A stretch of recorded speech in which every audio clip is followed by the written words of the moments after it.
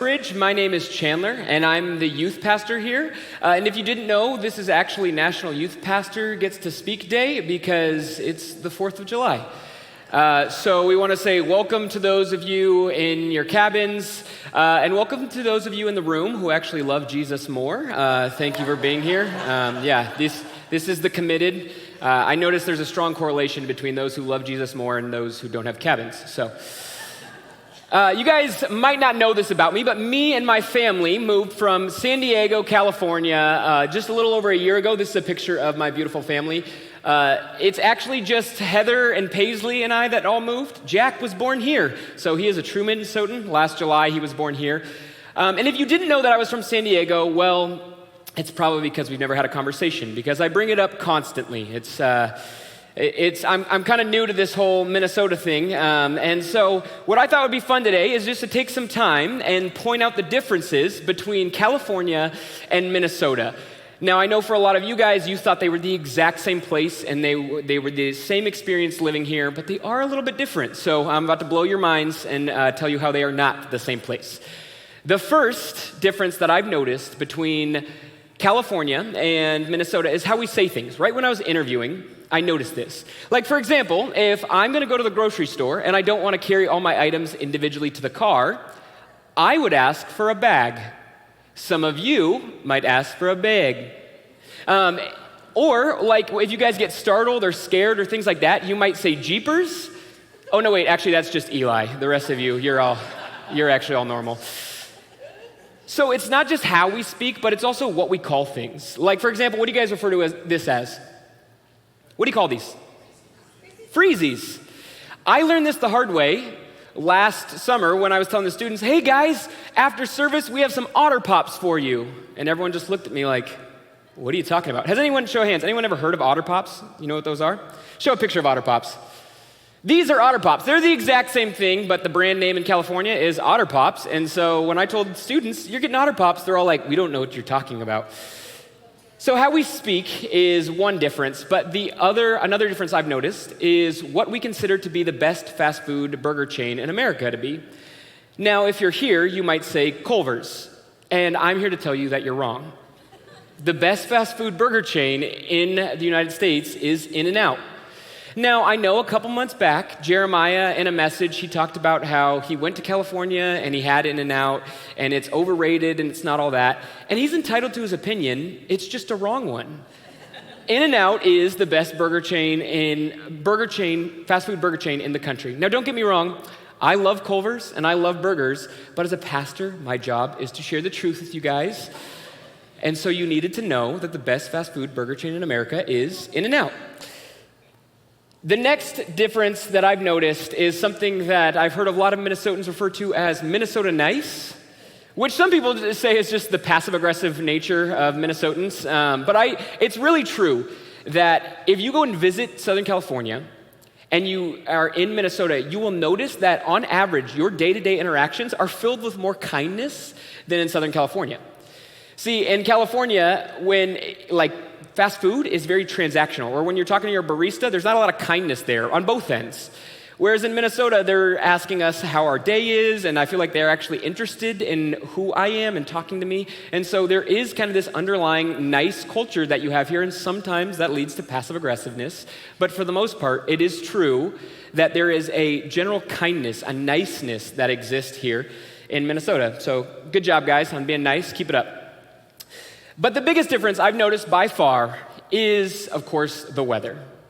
I know you guys thought the weather might be the same, but in Southern California, the weather is consistent, warm weather, and well, in Minnesota, as you know, it's not. So the weather has affected so much of our lives. It's completely changed the way we do everything here.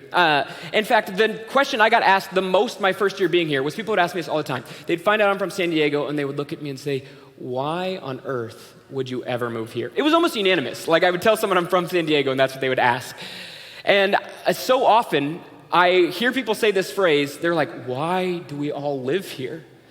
And I've just never been to a place where the entire population wishes they lived somewhere else. You guys are like people are like, why do we live here? And I'm like, I want to let you know, in case no one's ever informed you, that there's actually homes in other states, and there's airplanes to get to those states. And all jokes aside, I really have loved living here in the Midwest. It's just funny. People always find out we live here, and they're like, why? Why would you do that to yourselves?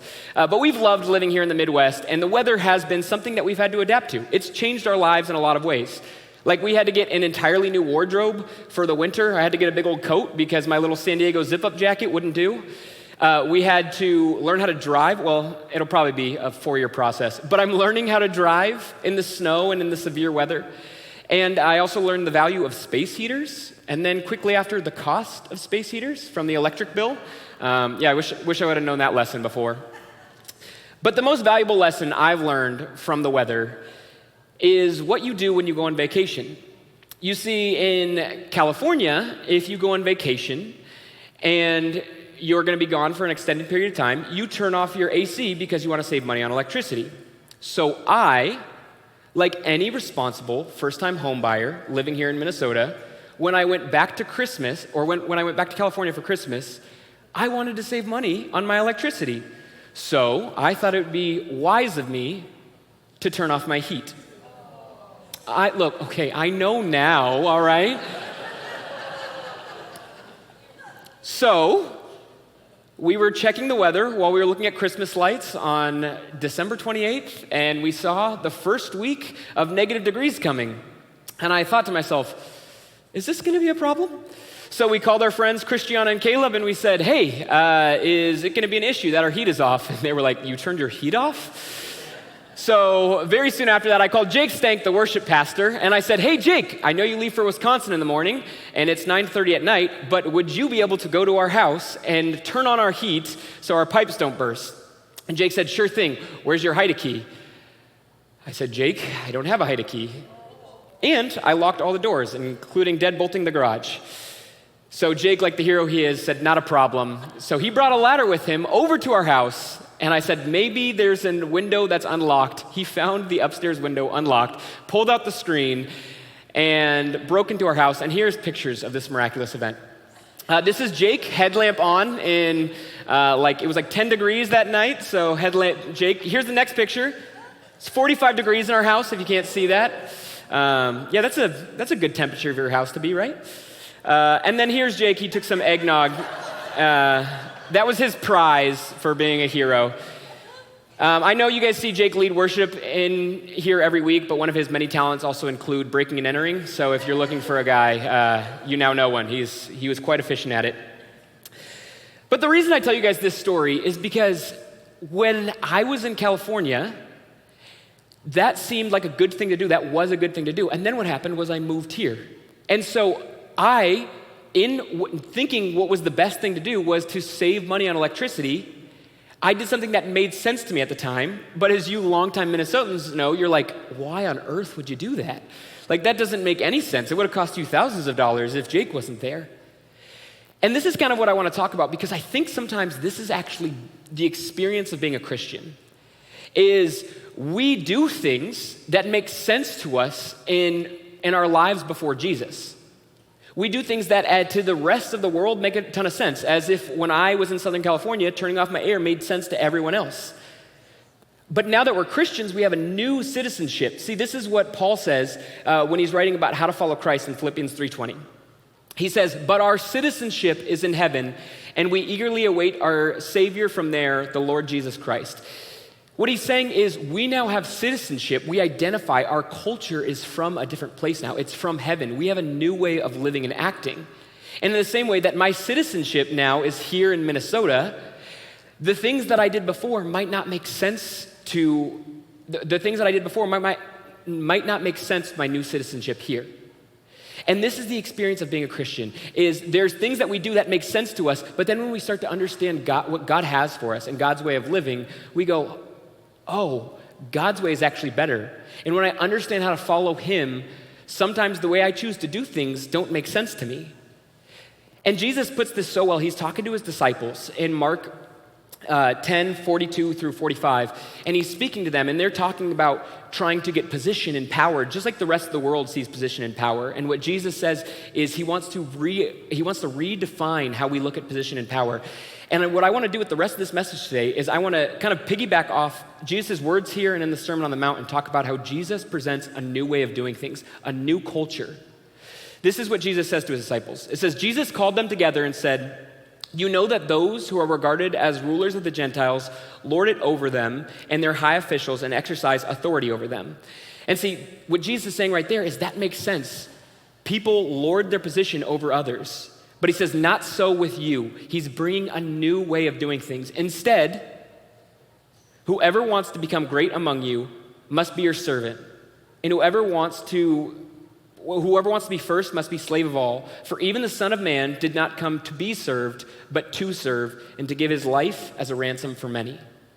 See, the disciples were focused on how can we become important? How can we sit at your right and left hand? How can we get position and power? And Jesus says, most people think that you get position and power by clawing and fighting and putting other people down. But I'm about to show you that if you want power and position in my kingdom, you'll put yourself down to lift other people up. And so what I want to do with the rest of our time here is I want to talk about 3 areas that are actually all found in Jesus' Sermon on the Mount about how Jesus presents this, what I'm going to refer to as his upside down kingdom. It's an upside down way of doing things. Now, when I say upside down, I know many of you are thinking Stranger Things. It just came out. I'm not referring to Stranger Things. It is Jesus' way of saying, this might not make sense to the world, but this should make sense to you guys. Just in the same way that turning off my heat made sense to me, but once I moved here, you go, that doesn't actually make sense. Now that my citizenship is with Jesus, he's going to go, I'm going to show you the proper way to do things. I'm going to show you my upside down kingdom.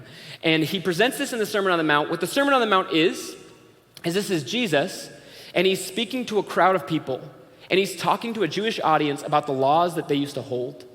And what he says to them over and over again is he says, you have heard it said, and then he follows a statement up with what they've heard with, truly I tell you. And Jesus is redefining the culture.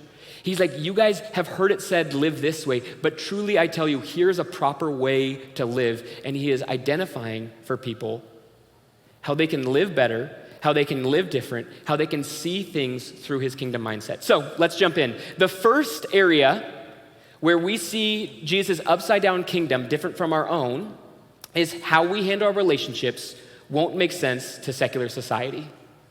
How we handle our relationships won't make sense to secular society. In Matthew 5, we see Jesus talk about these areas. He talks about anger, adultery, lust, divorce, keeping our words, not repaying wrong with wrongs, loving our enemies and those who have betrayed us. And what Jesus is doing is basically all of Matthew 5. If you have time to read it this week, I encourage you to. In all of Matthew 5, he is laying out how we should handle our relationships in his kingdom is very different than our natural default as people. See, most relationships are, for us, the way it comes naturally to us is built on reaction and feeling. And what Jesus is calling us to is to make a choice to love, to choose in our actions love, rather than be reactionary. And this is so different from the secular world. See, secular society may think the principles that Jesus shares in Matthew 5 as good, but they aren't working towards them as a baseline to be transformed by. If you watch any reality TV show about finding love, like, I've never seen this show, but for example, The Bachelor, if I had, hypothetically, at any point in my life, watched an episode of The Bachelor, I would tell you that it's not long before you realize that everything in that show is driven by emotion and feeling. The people on that show, sometimes they do really crazy things. That's why it's so entertaining for us, because we're like, this is a train wreck. What are you guys doing? And a lot of times their explanation for things is, I was just following my heart. I was just doing what my emotions led me to do. And it's funny because almost every season that I've watched, read about in articles, what happens when emotions and feelings aren't present is very quickly effort fades. And anyone that's been married longer than 6 months will tell you that feelings fade real quick, but effort and intentionality never should. And this should be the baseline for our relationships with people, whether it be romantic relationships or whether you're friendships or relationships with family. What Jesus is talking about here is he's like, all of these things that he lays out in Matthew 5, he's like, these might not actually be present if it is solely based on feelings, if it is how you feel about someone. But he lays out a way of acting that says, here is a choice we can make to love others. See, how we treat other people also isn't going to make sense to the internet, because the internet is also all about feelings and reactions. And if someone angers you, just become indignant and get angry. There was an article written a couple years ago by Dave Barry, and it's called How to Argue Effectively. And I want to read you this excerpt from it. Dave says, I argue very well. Ask any of my remaining friends. I can win any argument on any topic against any opponent. People know this and steer clear of me at parties. Often, as a sign of their great respect, they don't even invite me. You too can win any argument. Simply follow these rules. Number 1, drink liquor. Number 2, make things up. Be specific when you make things up so people don't question you. Use meaningless but weighty sounding words and phrases like, well, as it were, or so let me put it this way. Use snappy and irrelevant comebacks, like when someone says something, brings a good argument to you, you say, oh, you're just begging the question. And number 5, compare your opponent to Adolf Hitler. This is the heavy artillery for when you know your opponent is obviously right and you are spectacularly wrong. Bring up Hitler subtly. Say, that sounds suspiciously like something Adolf Hitler might say. Or, you certainly do remind me a lot of Adolf Hitler. So that's it. Now you know how to out-argue anybody. Now, I know this is a funny article that displays someone kind of joking about not arguing with proper information, but just being angry and arguing. But I find that there actually is some truth in this article in my own life. See, when I read on the internet people who disagree with me, or in my own life, when I have people that are hard to love or I might differ from, the easiest thing for me to do is to become indignant and just go, oh, well, I don't see eye to eye with you. We don't get along, so I'm just going to write you off. But the harder thing to do, the thing that Jesus calls us to do, is to seek understanding and to seek peace with the people who differ from us, who are hard to love. And I don't want to address this too much more because Jeremiah actually did a whole series on this called This Beautiful Mess back in September. So if you guys want to listen to more about how to structure your relationships, I encourage you to go back and read that. But the bottom line here is Jesus calls us in our relationships to live different. He doesn't call us to, he's like, how do you feel about that person? Well, treat them how you feel. The way Jesus calls us to view our relationships, and this is the way I need to start viewing my relationships, is how do I love that person? And this is the lens I now ask myself. I'm like, well, I will love that person as long as Jesus still loves me. And guess what? He always does, and he always will. And it's the hardest thing to do when you've been hurt or let down or heartbroken or betrayed by someone. But what Jesus calls us to do is to show effort, to be kind to those who don't deserve it because he was kind to us when we didn't deserve it. Number 2, how we handle our finances might not make sense to a financial advisor. How we handle our finances won't make sense to a financial advisor. If I sit down with a financial advisor, I hope that there's some areas where I choose to spend my money where they look at that and say it doesn't make sense to them. Like, for example, I hope they might see my tithing and my generosity in some areas as over the top. I actually know a pastor who one time he sat down with his financial advisor, and every year his financial advisor would sit down with him and say, hey, I think that your giving is bordering a little bit on irresponsible. You could actually have more money for retirement if you didn't spend as much in tithing and generosity. The pastor would always just smile and go, good, I like it that way. And his financial advisor never really got it because he's like, my retirement is in heaven. My retirement's not here on earth. It's not in when I'm 60 and 70. And it's funny because we all know that money won't make us happy, but yet we all still want a lot of it, right? Like when God talks about that money is not going to fulfill us, I'm like, well, can I be your test subject for that, God? I'd love to be. Can you put me through the ringer? Give me extreme wealth so I can find out whether it brings real happiness or not. And this is what Jesus says, again, in the Sermon on the Mount, in Matthew 6:19-21. He's talking to the people, setting a new culture, and he says, do not store up for yourselves treasures on earth where moths and vermin destroy and where thieves break in and steal. But store up for yourselves treasures in heaven where moths and vermin do not destroy and where thieves do not break in and steal. For where your treasure is, there your heart will also be. And what Jesus is saying here is he's not saying it's wrong to have nice things or earthly wealth, but he's saying that earthly wealth needs to come secondary to heavenly wealth.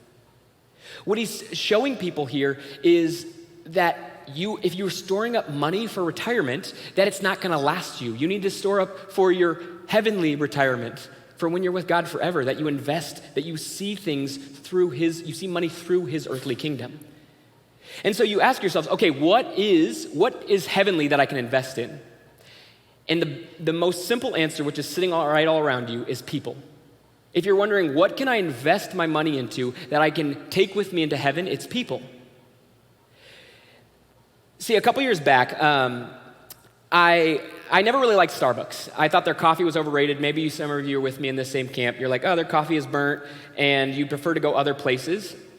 But about 2 years ago, I saw that Starbucks stock was performing well, and so I decided to invest on Robinhood in Starbucks stock. So I bought a couple shares. And then what happened? All of a sudden, my viewpoint changed. What changed was I had investment in the company. Now I wanted to start going there more. All of a sudden, I liked their coffee a lot more. I would tell people about holiday deals they had going on. Why? Because I now had stake in the company. I was now invested. How they performed affected me. And I think Jesus wants us to start viewing people this same way. He's not just like, whatever, just be a hermit and don't talk to other people because you'll get to heaven one day. Jesus is like, all the people you see around you, you want them to be arm in arm with you in heaven, with eternity, sitting with me, glorifying the Father. And so he's like, it's a new investment strategy. People are like, hey, you're wasting your retirement. And I'm like, I know, because I'm focused on my after-death retirement. I'm focused on when I'm sitting with Jesus.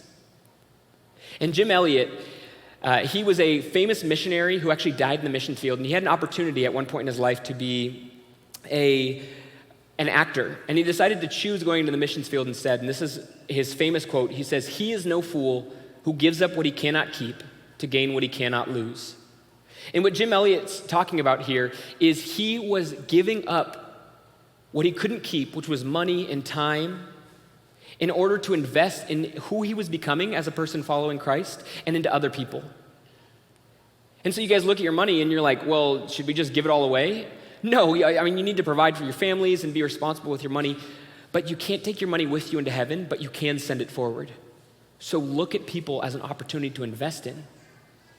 And part of me I hope that I follow my own rules in this, because oftentimes I turn to money for security, not Jesus. But part of me hopes that I leave this world broke. Don't tell my wife. But part of me hopes that I leave this world broke because I want everything to be spent on people knowing Jesus.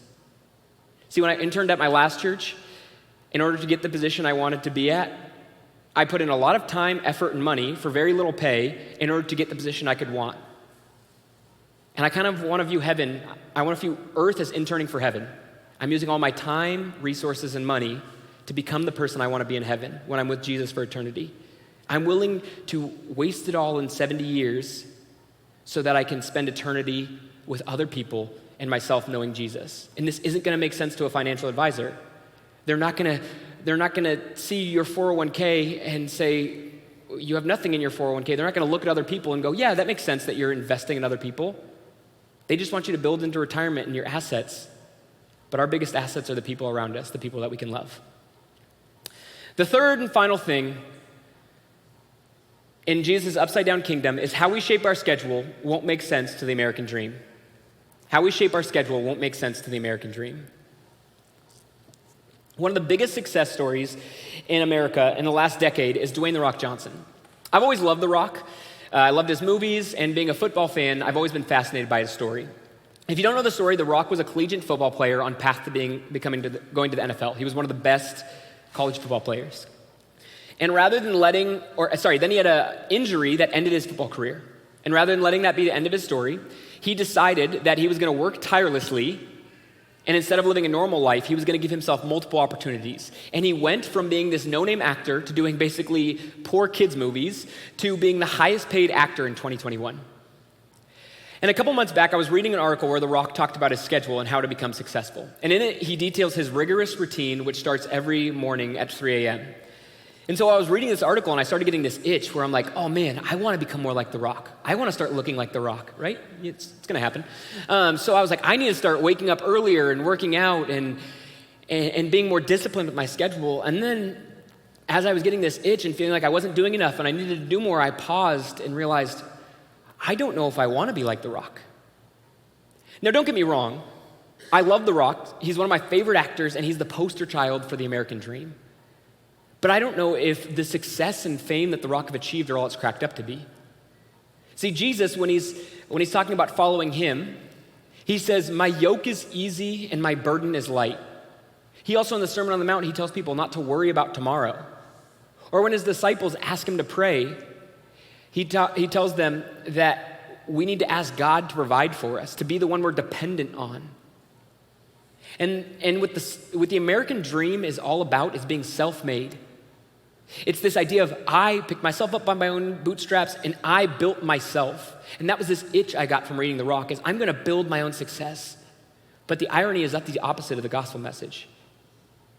The Sermon on the Mount, what Jesus is saying is he lays out this new way of living, and afterwards his disciples go, Jesus, this is impossible. And he's like, I know, but with God all things are possible. And what he's telling is, he's like, you're not going to be able to achieve these things on your own. You're not going to be able to live this way that doesn't make sense to you fully yet on your own. So you need me. You're not going to be able to save yourself. You're not going to be able to structure your schedule in the proper way. So that's why you need to be dependent on me. And I want to order my schedule so that I become this self-sufficient person. But when I look at the gospel message, it changes the way I order my schedule. Paul puts it this way when he's writing to the church in Colossae. He says this, whatever you do, work at it with all your heart, as if you're working for the Lord, not for human masters, since you know that you will receive an inheritance from the Lord as a reward. It is the Lord Christ you are serving. See, my schedule should be ordered by my desire to please God. I should order my schedule by for my audience of one, which is God. But what's sad is I almost never consider God when I'm creating my schedule. And I'm sure I'm not alone in this. See, how much would my schedule change if at the end of each day I knew that I was working as if I'm working for God, and I had to submit my day to God?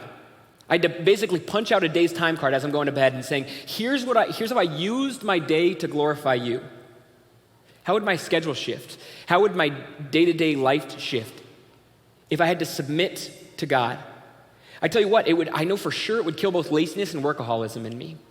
First, it kills laziness because when I'm working for God, I can't just sit by and be like, oh, you got everything under control anyways, God. You're supreme. I'm just going to sit here and play games on my phone all day. You got this covered. God has called me to work for him and to be diligent as working in his kingdom. And so what I'm going to do is I'm going to put in time and effort and not be lazy because I want to bring God glory here on earth, and I want to use my time well so people can know Jesus. But it also kills workaholism. See, in The Ruthless Elimination of Hurry, which is a book by John Mark Comer, he says, workaholism is the most widely celebrated addiction in the U.S. today. Most addictions will get you fired from your job, or can get you fired or in trouble from your job. Alcoholism, shopolism, whatever it is, all these addictions can get you in trouble at work. But workaholism, it gets you celebrated at work. If you put in long hours and are addicted to your work, you actually get promoted. You get encouraged to become a workaholic. And I have this tendency in my life. I have the tendency to work long hours. I have the tendency to put my work before my family. And why? Because I want the praise of other people. I want to hear, good job, you're doing great.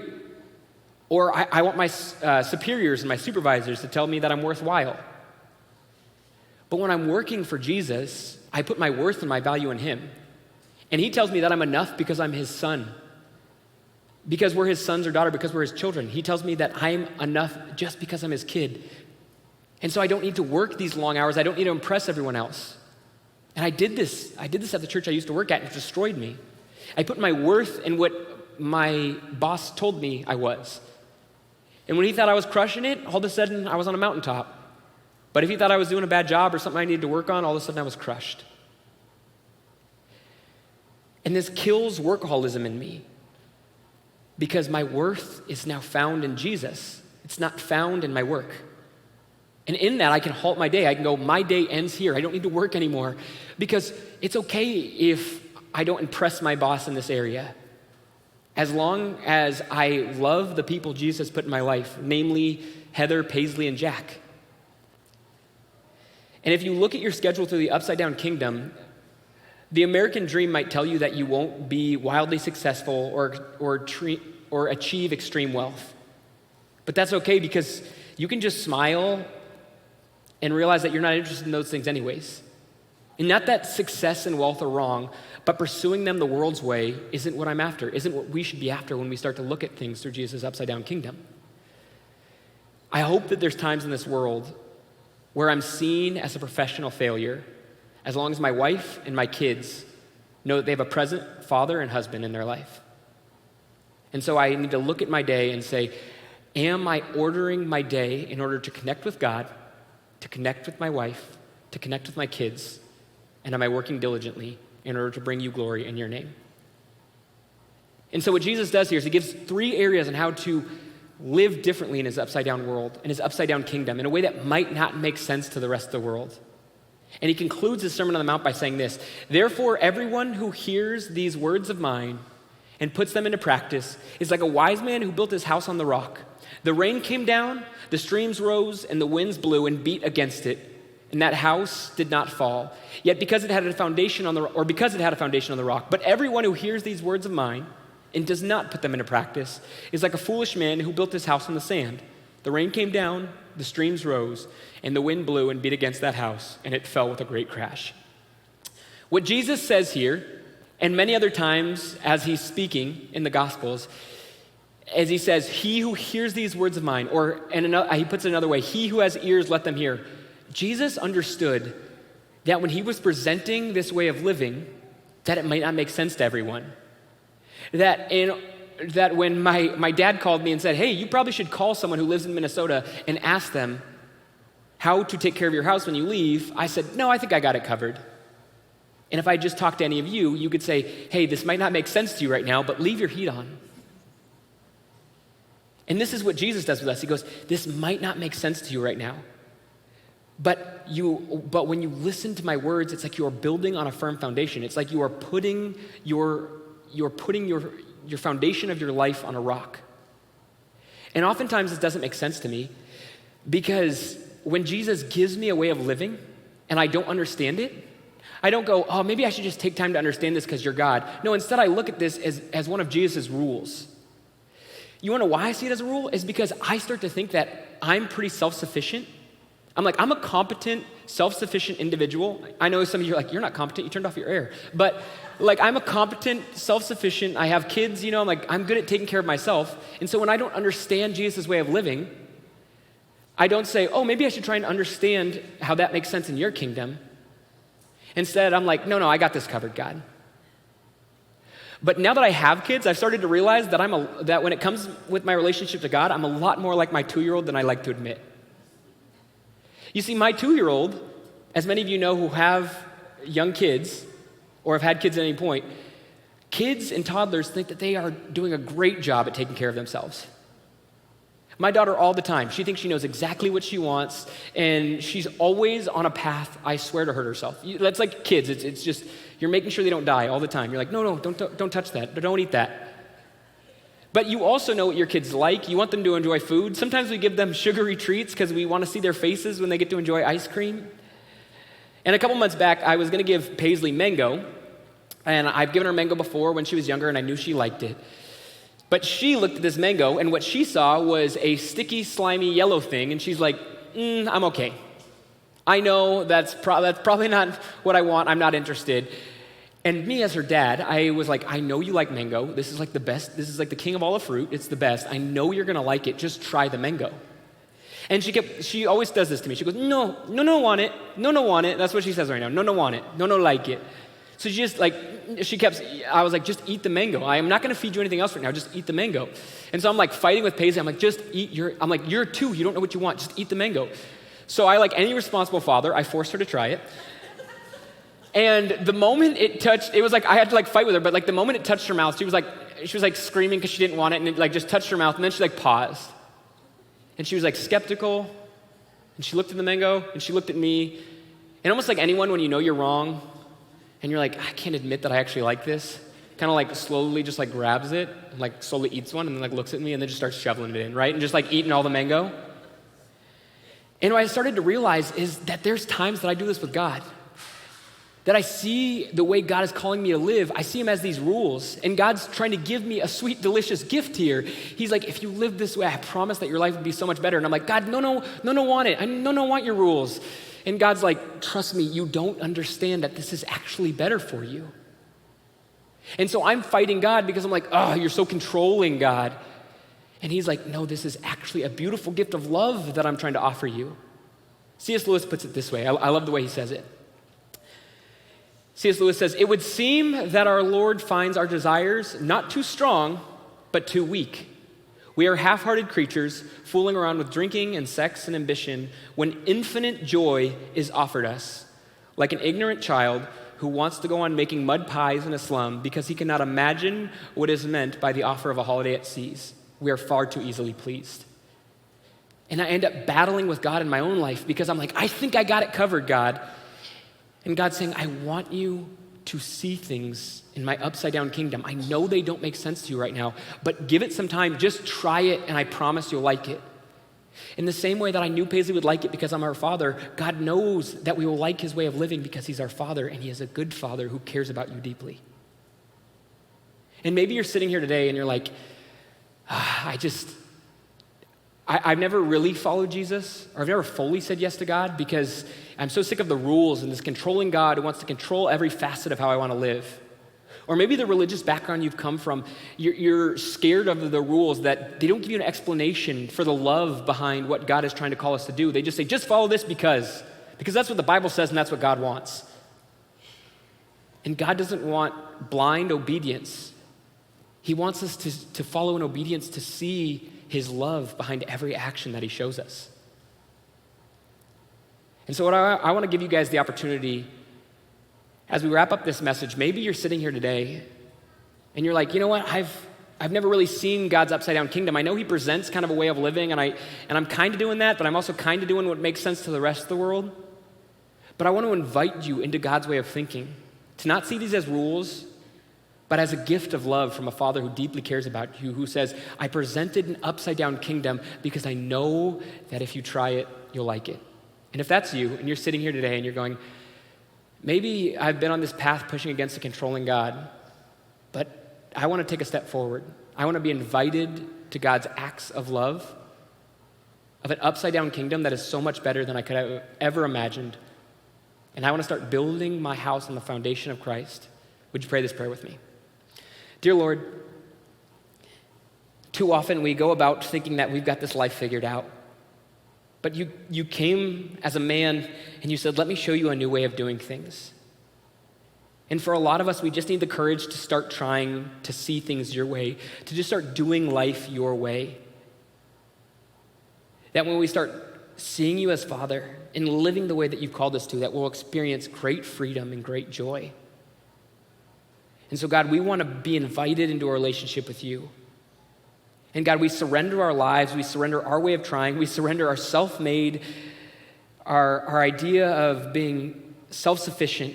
We lay that down at your feet, and we ask, God, for you to show us how to live in a way that makes sense with your will, with your kingdom, so that we can have the best life possible, so that we can go on helping other people know you.